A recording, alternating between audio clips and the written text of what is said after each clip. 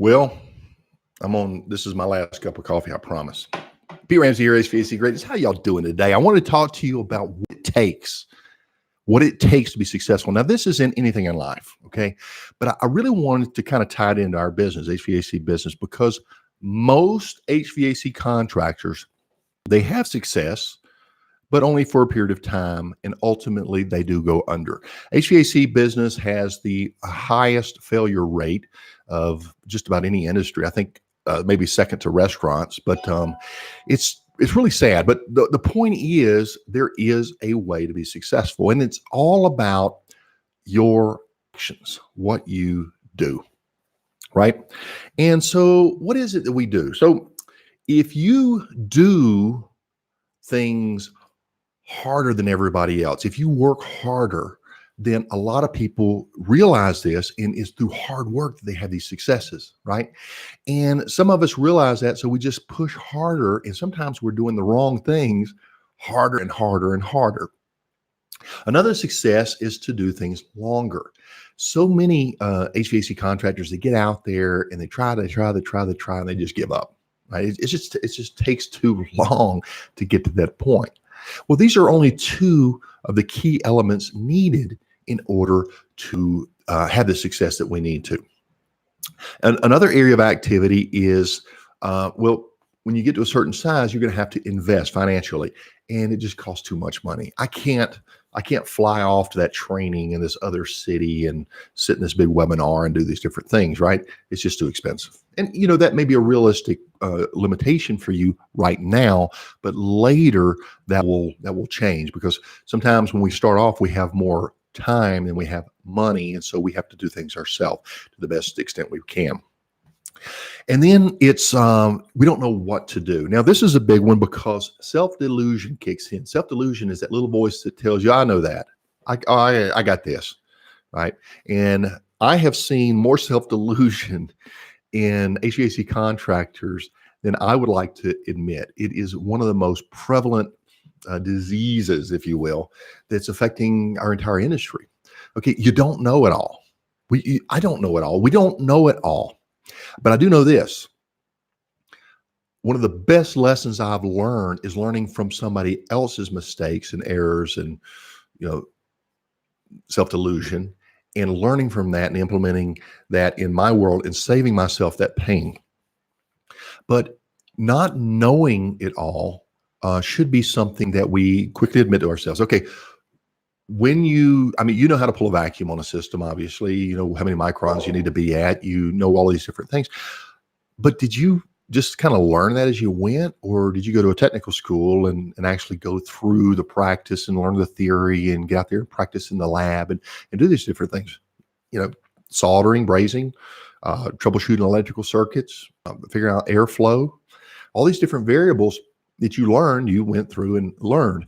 Well, that part of the business is a difficult part, but the business itself, running it professionally, is not as easy as we think it is. There are a host of measuring devices that we need to implement, measuring processes, systems and things.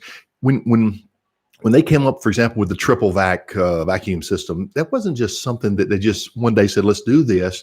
It was tested, refined, and they concluded this is the most efficient, successful, guaranteed successful step that we can do in order to pull a proper evacuation and get a good clean evacuation. And then with new refrigerants, things change, of course, but the point is, it's through refinement that we get to an efficient, properly operating process.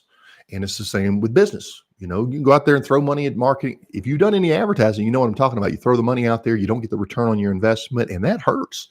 We're not playing Monopoly. We're playing with real money. So a lot of these things, it really is important that we learn what we don't know. Okay. And part of that discovery is you're going to learn through people who've been around, and they're going to tell you to do these things, and you go, I don't think that'll work. I don't believe in that. That's where your opportunity is, because your competition doesn't believe in that. That won't work around here. My customers don't believe in that. My customers value this. Bull. You're self-delusional on this one as well. You don't know what your customers think. You only know what they reflect back to you. And it's generally your own values. It's generally your own belief systems.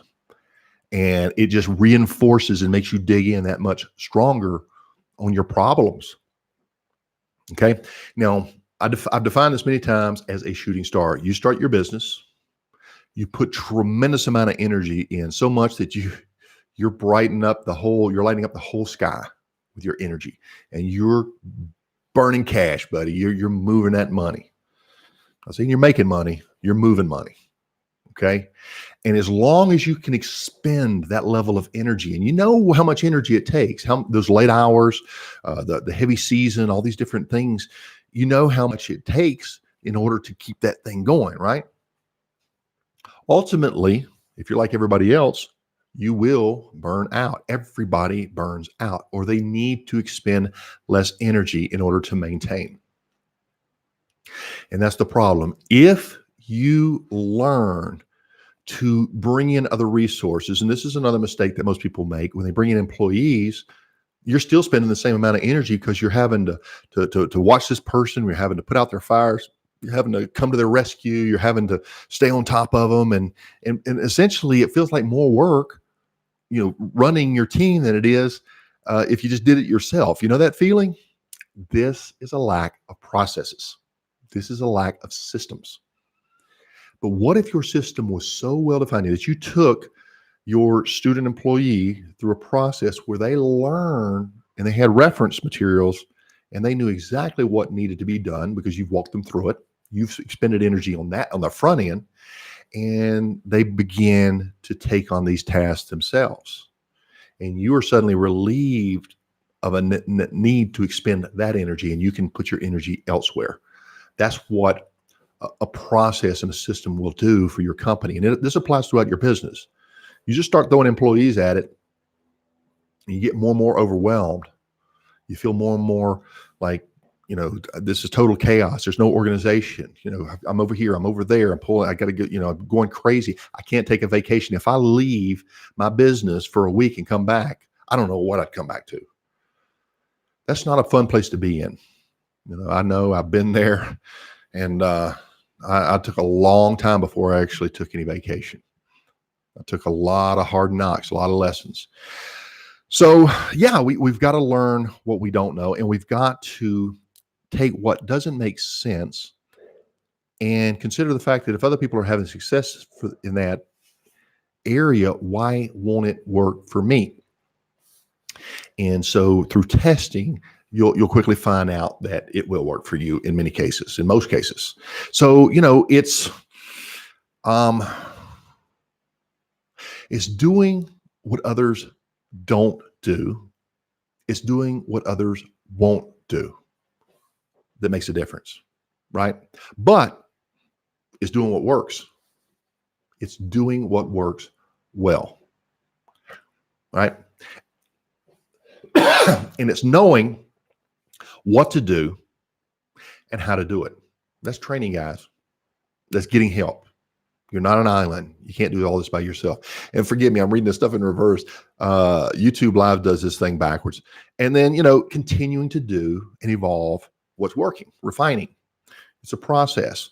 So you're expending your energy anyway. Why not expend it properly, right? Why not expend it in a way that it helps you in the long run? Because when you're that shooting star and you're spending that energy, as you start to offload the need to expend so much energy with this employee, with this process, right? With this system, with this software, all these different things, you'll finally get to the point where you don't even have to be there. And yes, it is possible. People do it all the time. However, out of 10 contractors, you're talking about one. Most of you, if you are watching this, the odds are against you that you are not that one. And that's unfortunate. But you're different. At least I hope you are. You're realizing all these different things about the importance of what you do, and not just to work hard and to work long, but to work smart, to figure out what other people have already figured. You can learn from your own mistakes, sure, but learn from others who've already been there, who've already done this. I'm part of a mastermind membership group. The other day, they were talking about the fact that, oh yeah, I found this old book from, I think it was Ruth King, and she's an accountant. Maybe that's too dated. That's 20 years ago, and that's what cracks me up. Numbers are numbers, guys. Processes are processes. I went back and read Ron Smith, HVAC Spells Wealth. Have you read that book? That's the same stuff that I sat through, because I was a student of his for many years, back in the early 90s, when he first started touring and actually doing public seminars. That's where I learned from. That's where I got my foundation, and I'm reading it and people get all excited about it today. We've known that stuff for many years. People are people. Technology changes, but we as human beings do not. The numbers don't change, right? The success blueprint is essentially the same.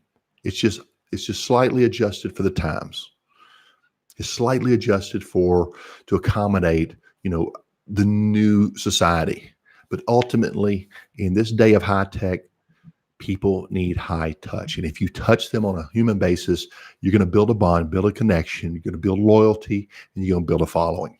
And you're going to have an organic system beneath you that just brings constant business without the constant need to go buy new customers. That's expensive. Grow your own. You can do it.